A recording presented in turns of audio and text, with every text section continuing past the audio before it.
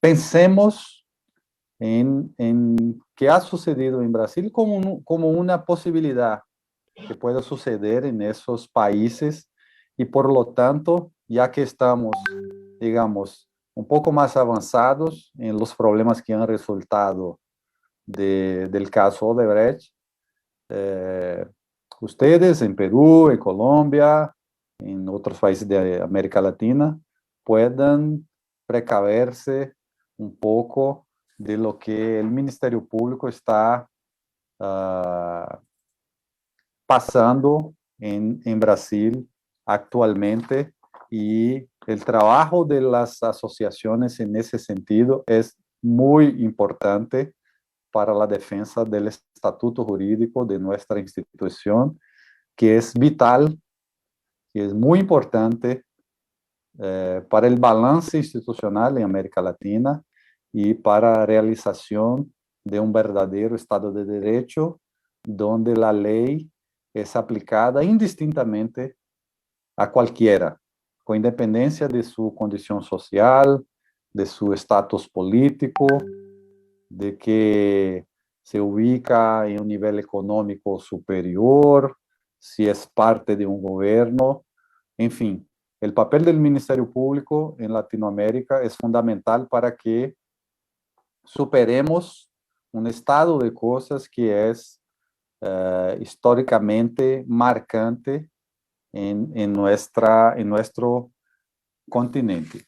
Yo voy a compartir una presentación con ustedes para que tratemos, como he dicho, de una forma resumida sobre nuestro tema y al final pensemos un poco sobre las preguntas que quiero proponer y además de proponerlas, me arriesgo a presentar algunas posibles respuestas sin que sean definitivas, sin que sean las únicas, sin que no comporten incluso matices en cada uno de los países que están determinados a enfrentarse el problema de la corrupción. Bueno, y para cumplir con este propósito, voy a hacer un brevísimo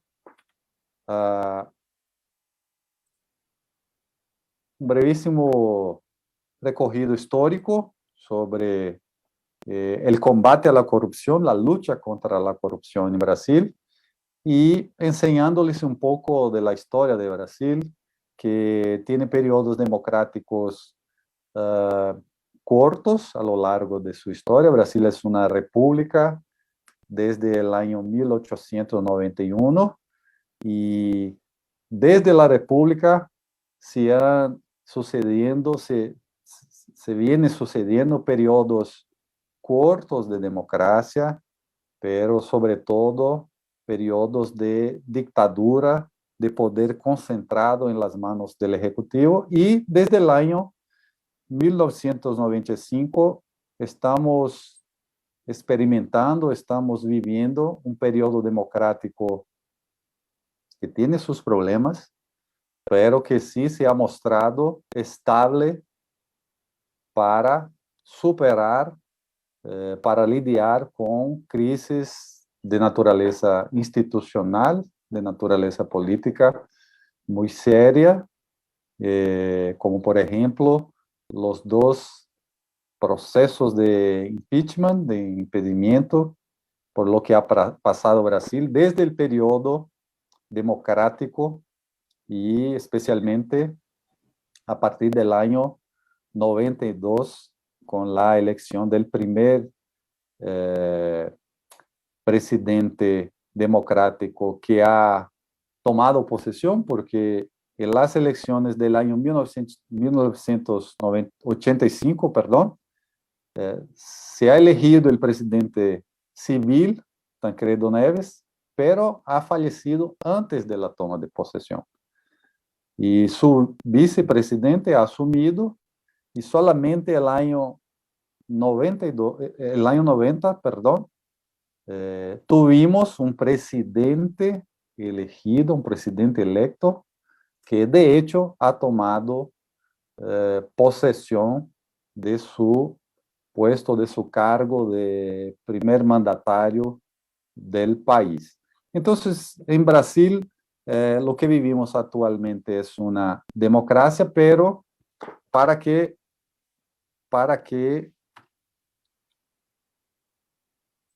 comprendamos un poco de lo que ha sucedido en Brasil y a dónde quiero llegar con esas reflexiones, se los digo que antes de una democracia, como es propio de una dictadura, nada tuvimos con respecto al combate a la corrupción. O sea, en una dictadura no hay control institucional, no hay control social, no hay persecución de la corrupción, por lo menos para los amigos de la dictadura, ¿no? Hay una utilización del tema de la corrupción con fines políticos y por lo tanto a los enemigos la ley, eh, por supuesto. No hay una prensa libre que pueda denunciar los casos de corrupción y eso es clásico en las dictaduras y no ha sido distinto en nuestro país, en Brasil. Y de manera que el Ministerio Público, ya que el foco de nuestra charla hoy, de nuestra conversación, también es el Ministerio Público. El Ministerio Público realmente no existía como una institución destinada a combatir la corrupción. Para que tenga una idea, el Ministerio Público en ese momento incluso representaba la hacienda pública en los juicios de ejecución fiscal, de cobro de impuestos en el Poder Judicial. O sea, era una institución completamente diferente de, de, de la institución que tenemos hoy en Brasil y seguramente en sus países, claro, con las distinciones que son propias de cada sistema institucional, de cada sistema jurídico. Entonces, tuvimos elecciones, o sea, las primeras elecciones libres, generales, pero obviamente no tuvimos la transformación inmediata en una democracia, ¿ok? En ese periodo no había transparencia, no sabíamos qué tipo de ética o de integridad si existía, ni siquiera lo sabíamos, en la administración pública. No teníamos instituciones capacitadas para realizar esa labor de combatir la corrupción. En fin, todo un conjunto de características que es, como he dicho, es propio de una dictadura. No interesa a una dictadura tener instituciones independientes, fuertes, para incluso cuestionar y combatir y llevar al Poder Judicial asuntos que son de interés de quien detiene el poder y con independencia de que son desde su principio ilícitos y incluso caracterizados por esta mancha de la corrupción.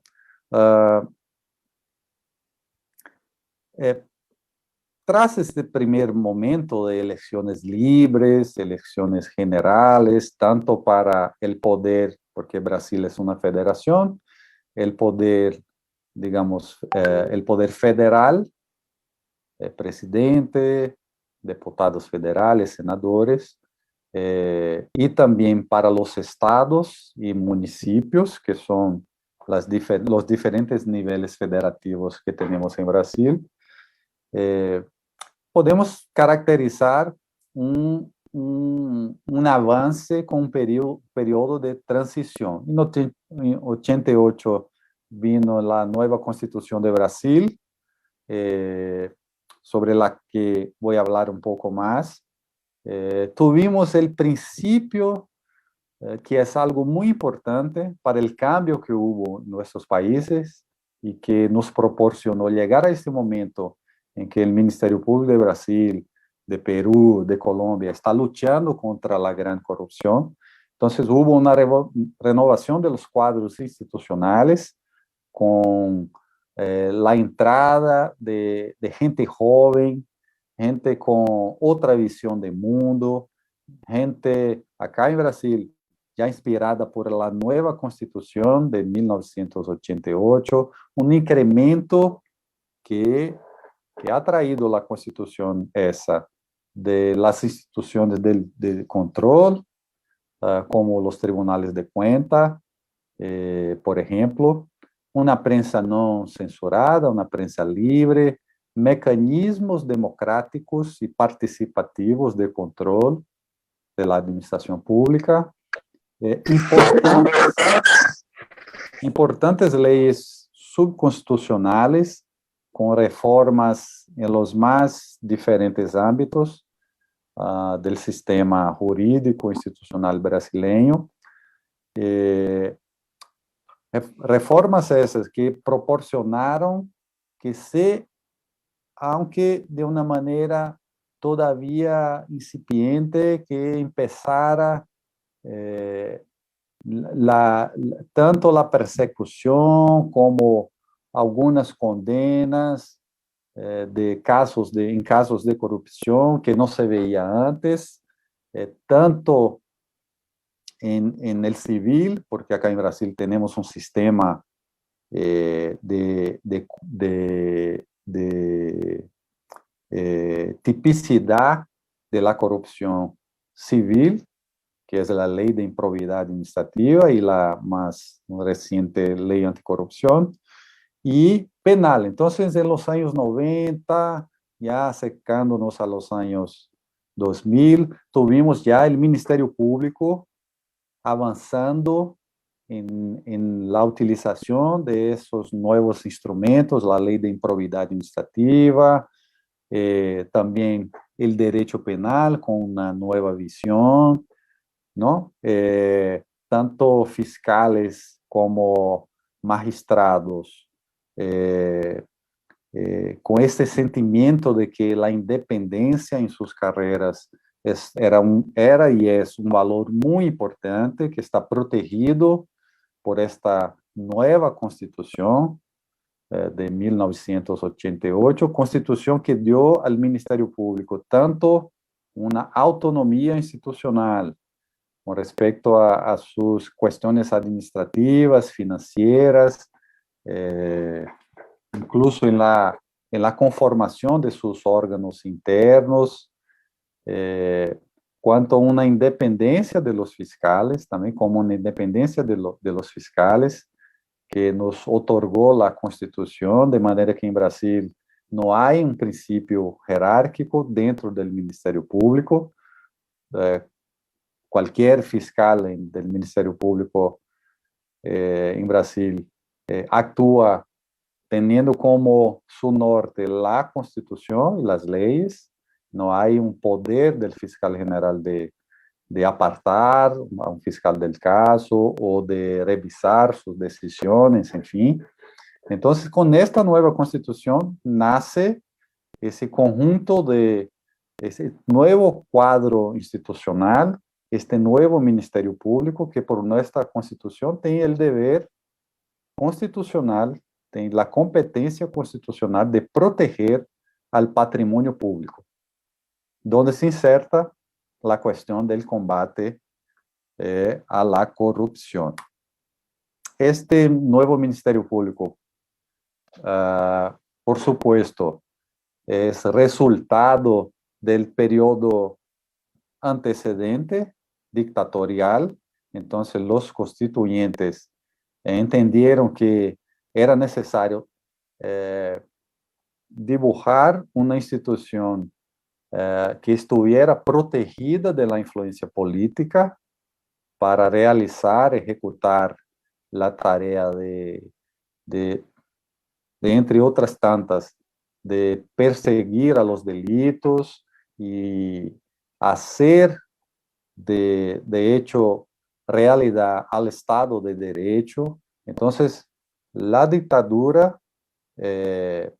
nos posibilitó que la nueva constitución, en ese sentido de una reacción a esa dictadura, definiera el Ministerio Público brasileño como una institución autónoma y con sus fiscales plenamente independientes.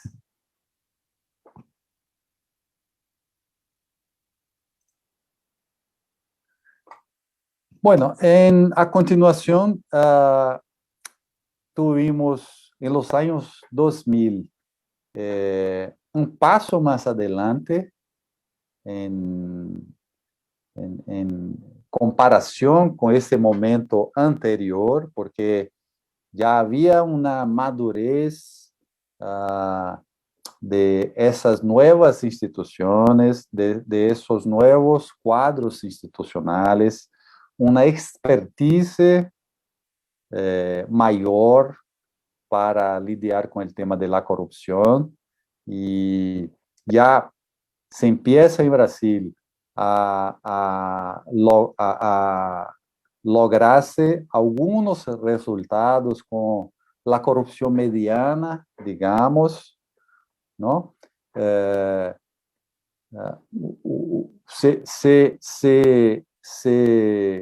Se caracteriza también este momento como un momento de consenso en torno al tema de la corrupción, que ha sido y es muy presente en el debate público brasileño.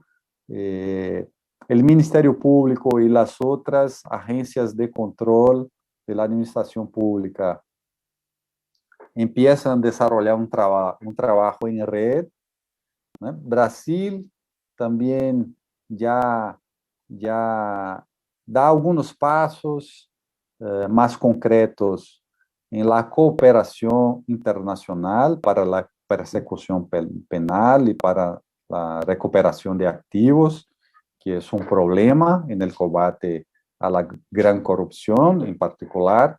O sea, traducir en resultados concretos todo ese esfuerzo institucional para luchar contra la gran corrupción. Y en este momento, en los años 2000, Brasil ya se dedica a través, en particular del Ministerio Público, a buscar la recuperación de activos, incluso a través de la cooperación internacional. Entonces, es un momento ya en que podemos percibir que algo nuevo, de hecho, se anunciaba, ¿verdad? Salimos de un periodo dictatorial, un periodo a continuación de renovación de las instituciones, de todo un instrumental normativo que posibilitaba que el tema de la transparencia, el tema de la ética en la administración pública, el tema de la integridad en la administración, el tema de la persecución y de la sanción a hechos de corrupción también se volvía posible. O sea, notamos que en los años 2000 eso ya no es como simplemente la letra de la ley pura y fría. Ya notamos, por lo tanto, que las instituciones ya consiguen avanzar en la concreción de iniciativas que podrían alcanzar distintos escalafones del poder económico y del poder político involucrados históricamente en la corrupción, que, o sea, el sistema de corrupción, que el caso Lava Jato diagnostica y lleva a los tribunales, eso empezó en los años 50, en los años 60 y muy particularmente a partir del final de los años 70 y en los años 80. Entonces no es nada nuevo. Entonces, todo este instrumental institucional, normativo, eh, nos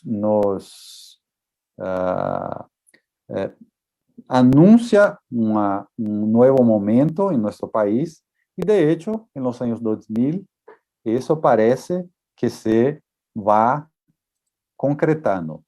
Y en ese momento es una reflexión que hacemos aquí,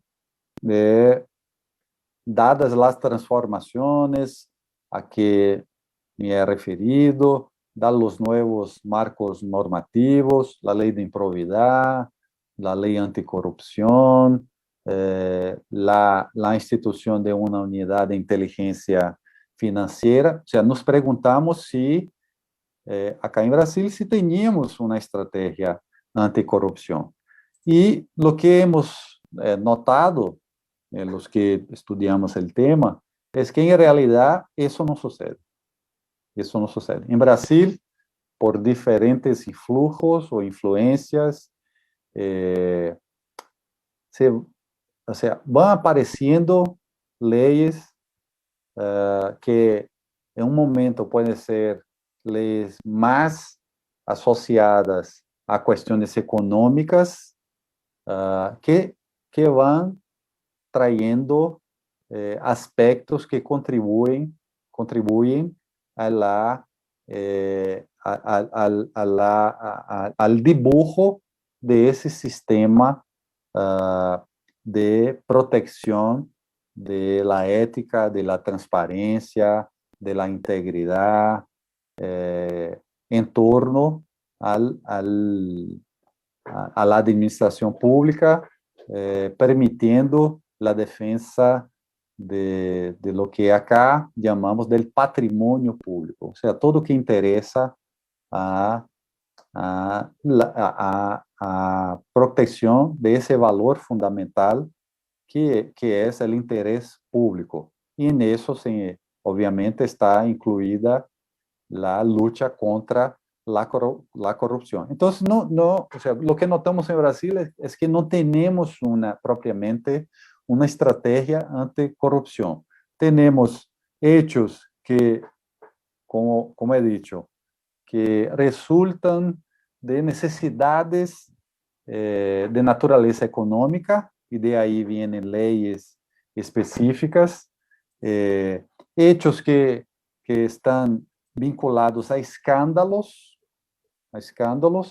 que hacen con que, como una respuesta a la necesidad política de dar una satisfacción a la sociedad, se introduzcan nuevos instrumentos de combate a corrupción, nuevas normativas. Acá he puesto algunos casos que son paradigmáticos en Brasil y esta influencia de casos específicos incluso presiona no solamente al poder político para dar esas respuestas, sino también a los tribunales, que tienen que responder con una nueva interpretación, con un nuevo planteamiento, un nuevo abordaje sobre los hechos que empiezan a llegar incluso a las instancias superiores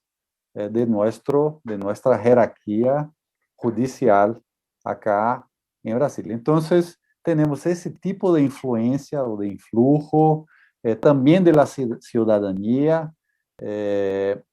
Acá hemos logrado la transformación y ley de algunas iniciativas populares, como está previsto en nuestra Constitución, un empeño, un esfuerzo muy grande de organizaciones no gubernamentales, y actores sociales importantes que han resultado en la ley de la ficha limpia, por ejemplo, que es la ley complementaria 135, que impide al que está condenado en segunda instancia de participar de elecciones, o la ley de compra de votos, que es la ley 9840, en fin, influjos o influencias de la ciudadanía también han resultado en medidas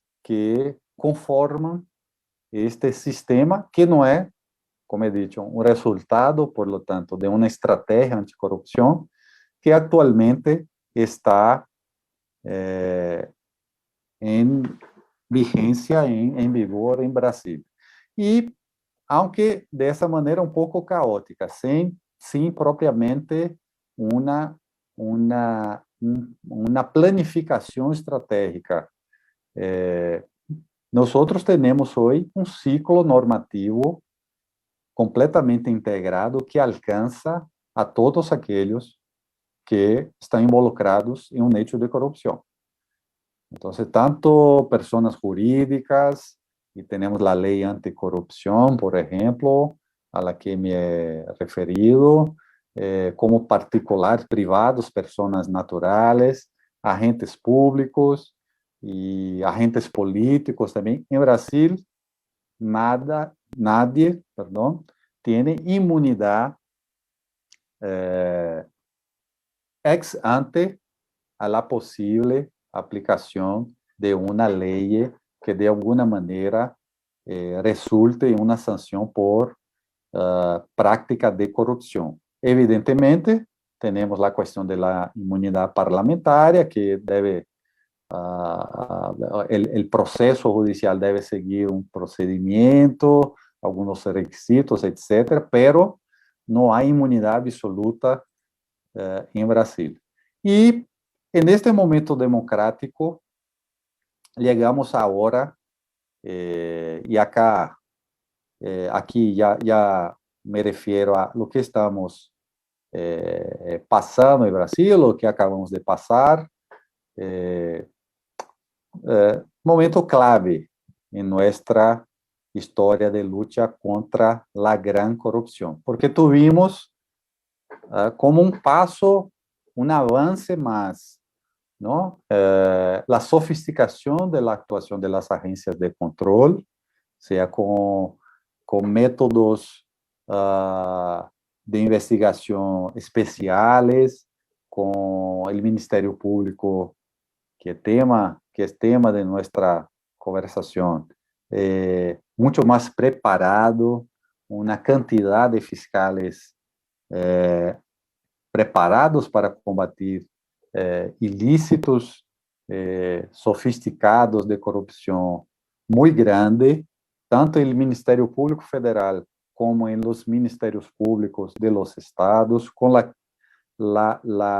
creación de grupos operativos específicos para tratar del tema de la corrupción, de la delincuencia organizada, también con foco en la corrupción, un cambio en la postura del Poder Judicial. Tuvimos la valoración de la independencia en su primer momento y ahora una nueva perspectiva sobre cómo lidiar con los procesos de corrupción más complejos, ¿no? Con una prueba que tiene sus particularidades, sus peculiaridades.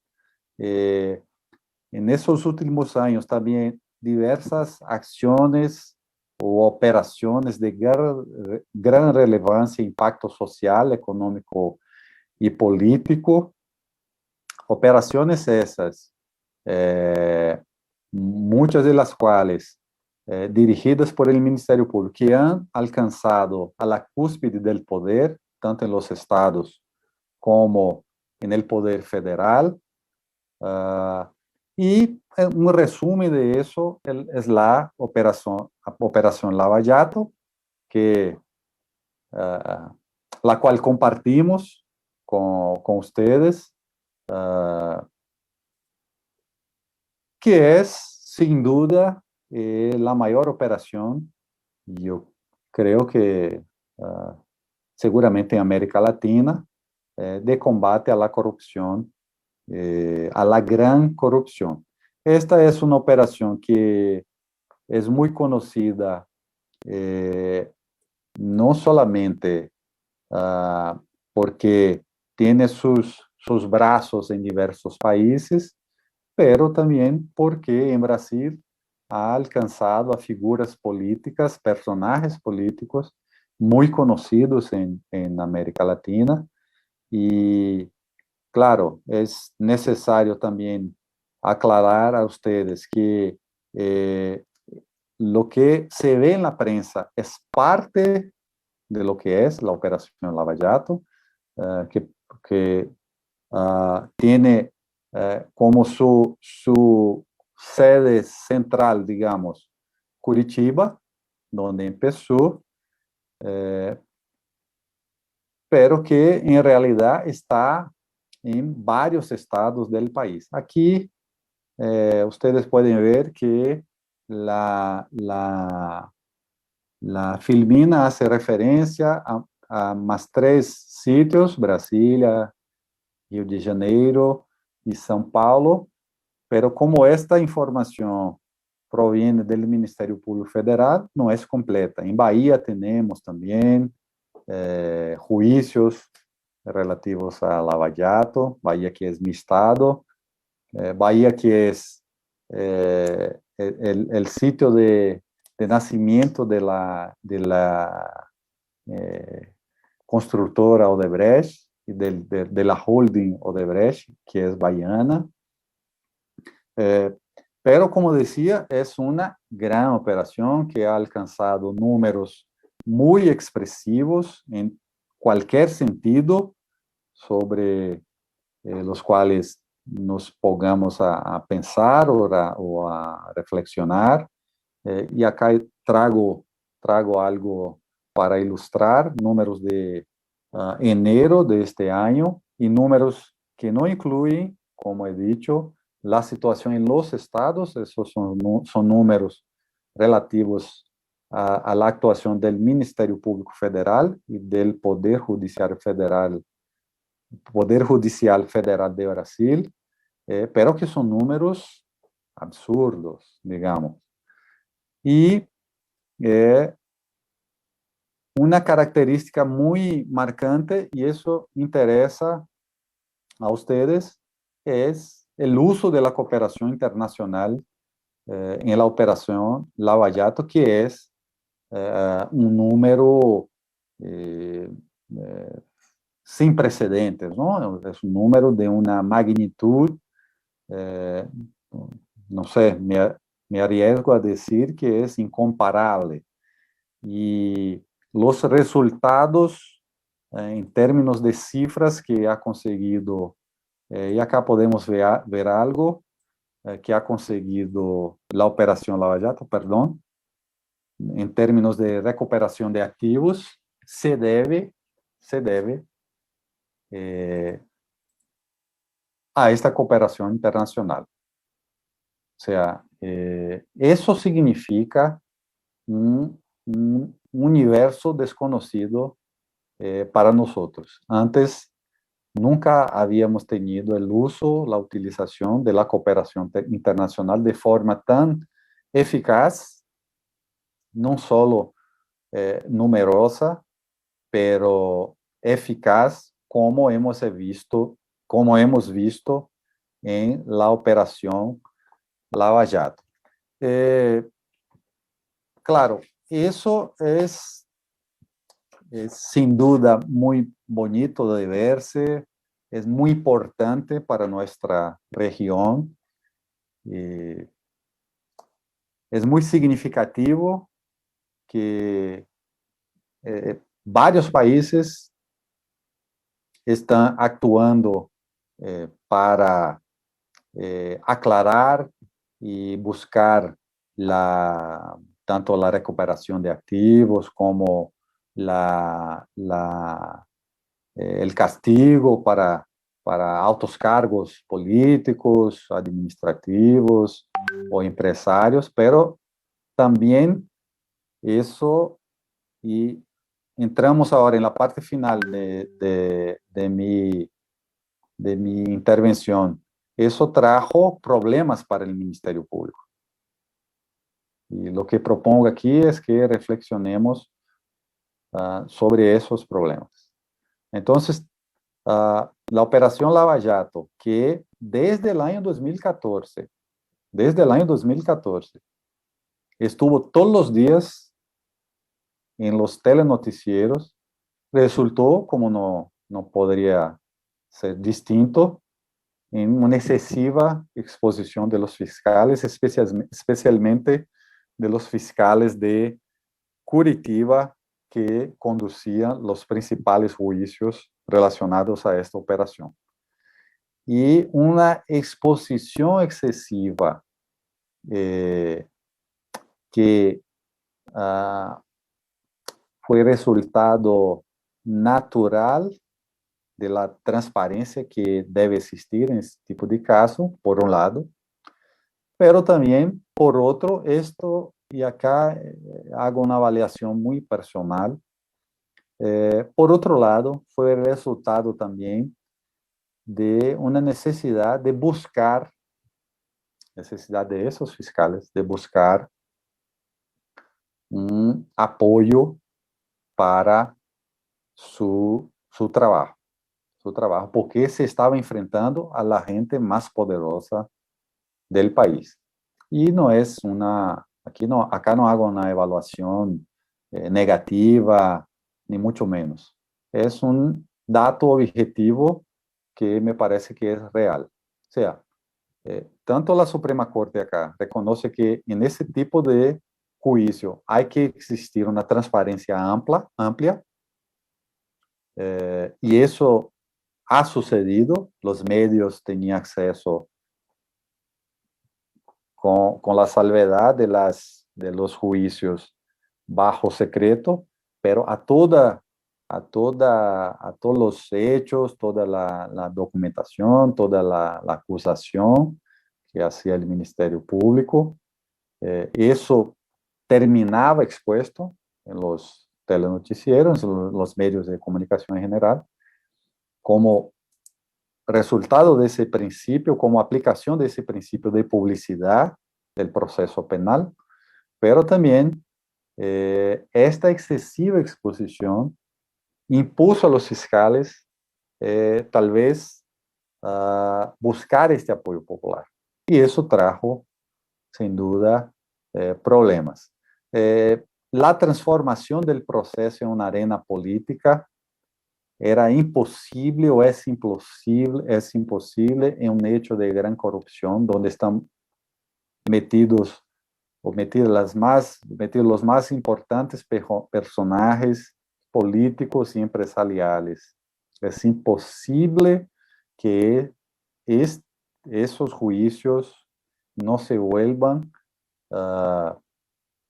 más allá de su naturaleza procesal judicial en cuestiones de naturaleza política, y eso es muy peligroso y es un elemento sobre el cual el Ministerio Público no tiene ningún control o poco control, porque, claro, la comunicación que hace en torno a ese tipo de proceso influye, pero es, por lo tanto, un control limitado. Y eso sucedió en Brasil, y me imagino, quiero escuchar a los compañeros, está sucediendo en Colombia, en Perú. Se estableció una visión también buenos versus malos, o sea, la personificación del problema, el fiscal X contra el político Z. Ese es un problema también, se volvió un problema para el Ministerio Público. Como teníamos leyes nuevas y un nuevo conjunto de hechos y de pruebas, ¿no? De una tipicidad de pruebas que antes no había sido llevada a la verificación por los tribunales, eso trajo una sobrecarga y un peso excesivo para el Ministerio Público, para tomar decisiones y, consecuentemente, para el Poder Judicial de la misma manera. La cantidad de nuevas de decisiones sobre formas diferentes de verse a los hechos. Pruebas que antes no se hacía con métodos especiales de investigación. Construcción del conjunto de pruebas con un nuevo formato sobre el cual debería el Poder Judicial decidir. Todo eso significó para todo el sistema judicial y para el Ministerio Público una sobrecarga muy grande, muy grande. Y las decisiones que fueron sacadas en un primer momento pasaron, decisiones sobre esos hechos nuevos, esos hechos inéditos, pasaron a ser revisadas en las instancias superiores.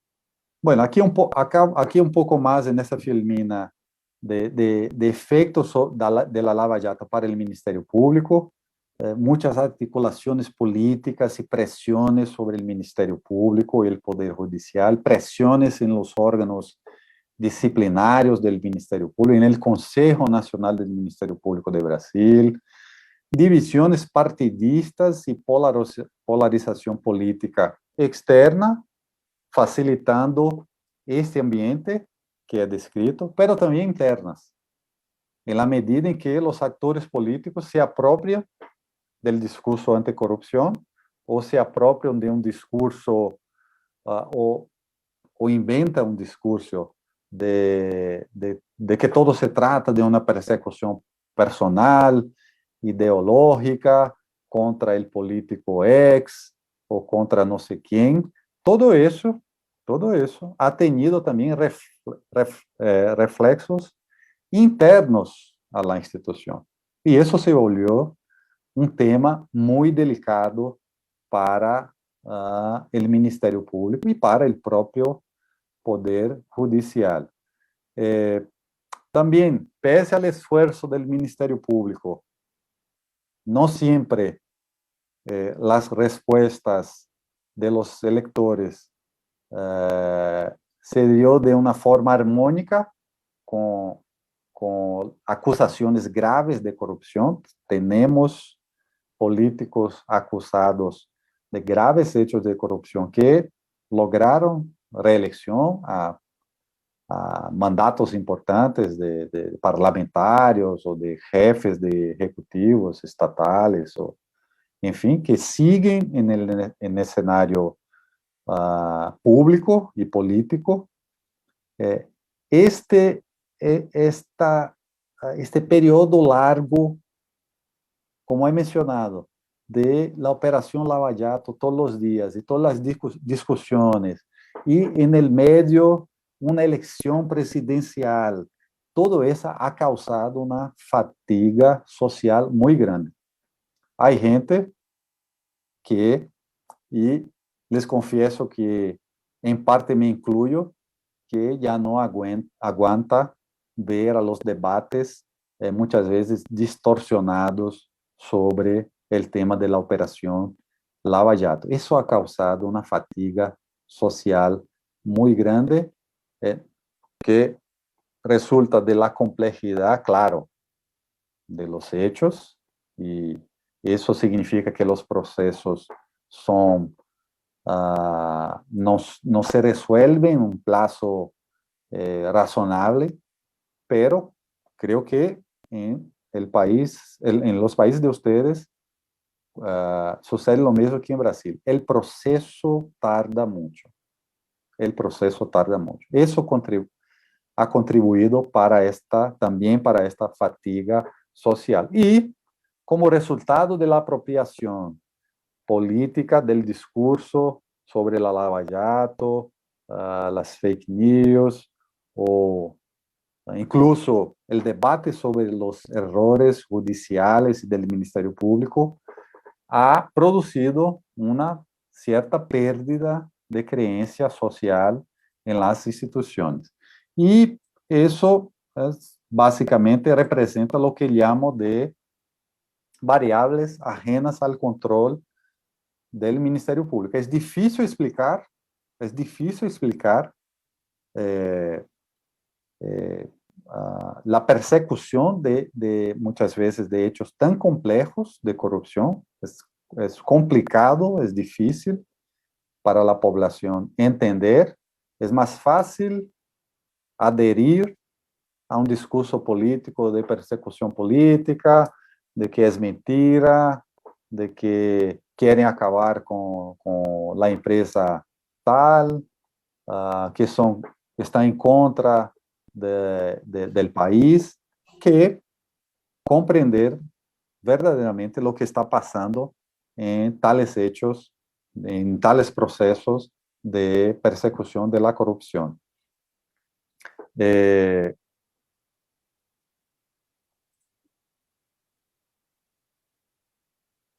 Y ahora, ¿qué vivimos en Brasil?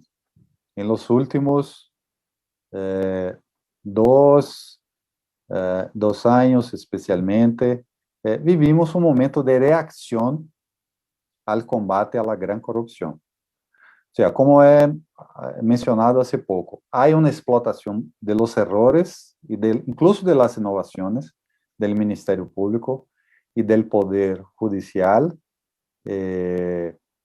Errores han sido cometidos y cuando hay actores políticos, actores económicos muy poderosos, errores, unos significativos, otros no tanto, adquieren otra dimensión. Y en esta reacción, tales errores, pequeños, medianos y grandes, están en un paquete que está siendo utilizado, como vamos a ver ya brevemente, para desestructurar el combate a la corrupción, a la gran corrupción, por el Ministerio Público. Cooptación de aliados dentro de las instituciones, sofoque de los fiscales a través de procesos disciplinarios, eso está también sucediendo. Tuvimos recientemente aprobada una ley de abuso de autoridad que por el trabajo de la Asociación Nacional de Fiscales y la cohermana de magistrados, no se volvió tan perjudicial como estaba previsto por el Parlamento Federal.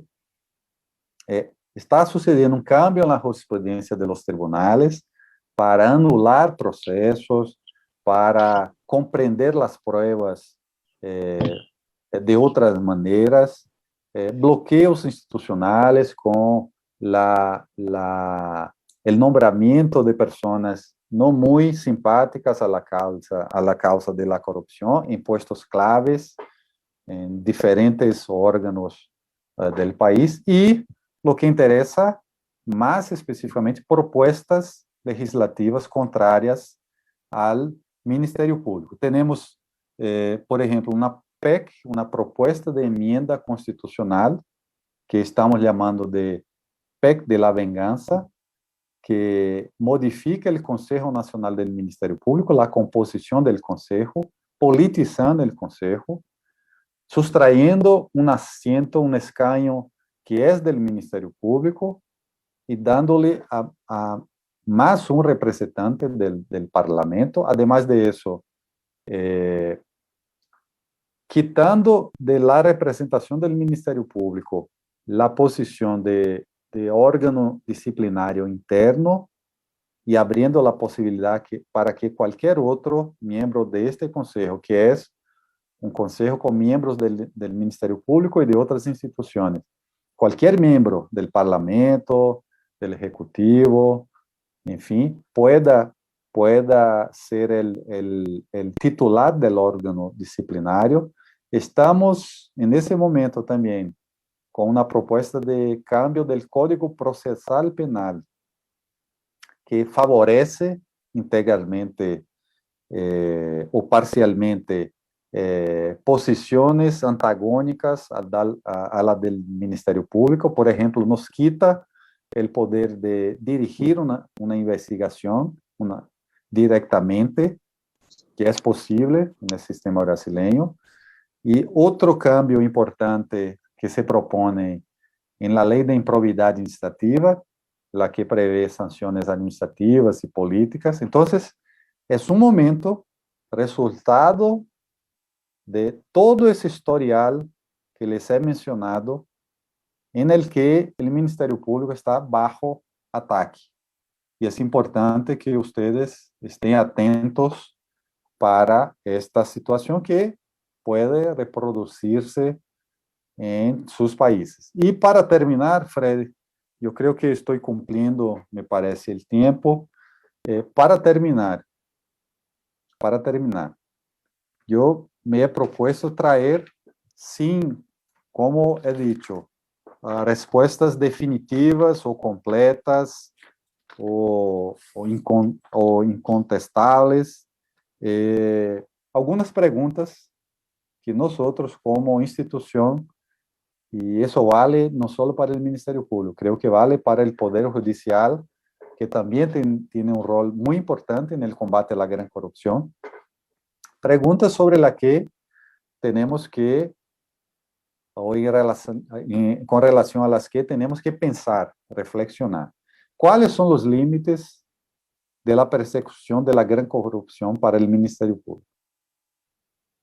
Entonces, desde la experiencia brasileña, yo pienso que existen sí límites a la persecución jurídica de la gran corrupción. No solo en Brasil, no solo en Latinoamérica, pero podemos echar un vistazo al caso clásico de Italia, o incluso Reino Unido, donde la corrupción es un tema, una gran democracia sin duda, pero o Francia, donde la corrupción no es todavía una prioridad, pero como decía, hay límites, pero son límites que, por supuesto, no podemos establecer con precisión.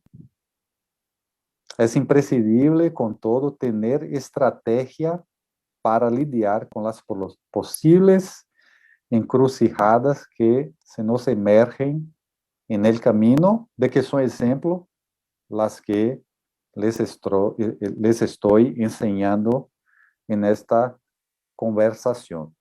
¿Cómo nos precaver, o cómo precavernos, mejor dicho, de essas possíveis futuras adversidades?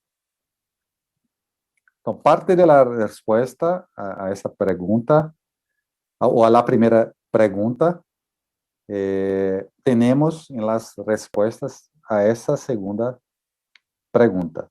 O Ministério Público, em meu ponto de vista, necessita construir puentes permanentes e sólidos, trabalhar em rede com outras instituições de controle, asimismo com organizações não governamentais, cuyo desarrollo debe estimular,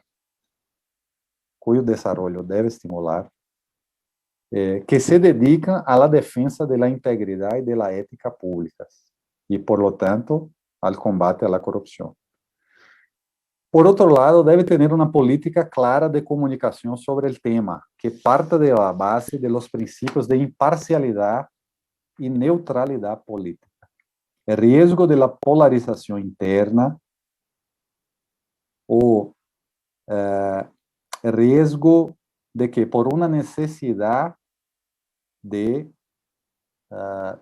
lograr soporte social, nos mezclemos con un discurso político es muy peligroso. Entonces, el Ministerio Público debe tratar de esos temas, debe estar aliado con cualquiera que defienda, donde sea, políticas anticorrupción, pero siempre con el cuidado, con su imparcialidad y con su neutralidad política y partidista más específicamente. Debe encontrar formas de cooperación, de protocolos en el terreno de la integridad pública con las empresas, incluso con colectivos, con organizaciones colectivas de empresas que fornecen servicios y bienes para la administración pública. Tenemos que ir más allá de lo que está en una ley que a veces no existe. Acá tenemos la ley anticorrupción, pero puede que no exista algo similar que permita este tipo de pacto con empresas, con empresarios. Entonces, el Ministerio Público puede ir a buscar el compromiso de esas empresas con respecto a integridad en su relación con la administración pública. Debe dedicarse todavía a la construcción permanente de una jurisprudencia judicial factible para los resultados anticorrupción que pretende. Tenemos que tener estrategia, tenemos que tener objetivos claros. ¿Y por qué? Porque debe comprender principalmente que puede mucho, pero no puede todo en contra de la gran corrupción. Y que el espacio para el ejercicio de la responsabilidad política es irreemplazable, lo que nos puede costar una espera indeseada, pero propia o natural de una sociedad democrática que tiene que convivir, pese y luchando para que se cambie, con un estado de cosas que muchas veces se choca con la propia razón de existir de un Estado democrático de derecho. Tenemos que tener la conciencia de que podemos mucho, pero la persecución jurídica tiene un límite. Y está en las manos de los responsables políticos y, en último nivel, de la sociedad ejercer esta responsabilidad política en contra de la gran corrupción que afecta a nosotros. Y por último, ¿qué debemos buscar en América Latina en el ámbito de la lucha con la gran corrupción? Ya he respondido a esta pregunta anteriormente con las respuestas a las demás preguntas, que es un punto de vista que tengo, pero añado que debemos estrechar cada vez más los lazos entre nuestros ministerios públicos. Y la Lava Jato es una prueba de que eso es no solo posible, como muy necesario. Ese tipo de lazo se construye también a través de iniciativas como la Federación Latinoamericana de Fiscales. Y por fin, debemos buscar un proceso garantista y eficaz con duración razonable y una actuación armónica en todos los niveles federativos para que el Estado de Derecho se realice con igualdad respecto a todos los responsables por la administración pública, a todos los políticos, todos los empresarios. Hay que darles un tratamiento en la persecución isonómico, igual, para que no haya duda con relación a nuestra imparcialidad. Bueno, yo termino mi presentación, dejo acá mis contactos para dudas, para seguirmos conversando sobre el tema y finalizar diciendo que el mensaje es positivo. Yo traje problemas para que reflexionemos, pero el mensaje es de que continuemos luchando contra la gran corrupción, que sigamos buscando y dando soporte a nuestras instituciones, incluso en los momentos más delicados, más sensibles, por los que eventualmente pasemos acá en Brasil, en Perú, en Colombia, donde sea. Muchas gracias y ha sido un gran placer dividir esas ideas con usted.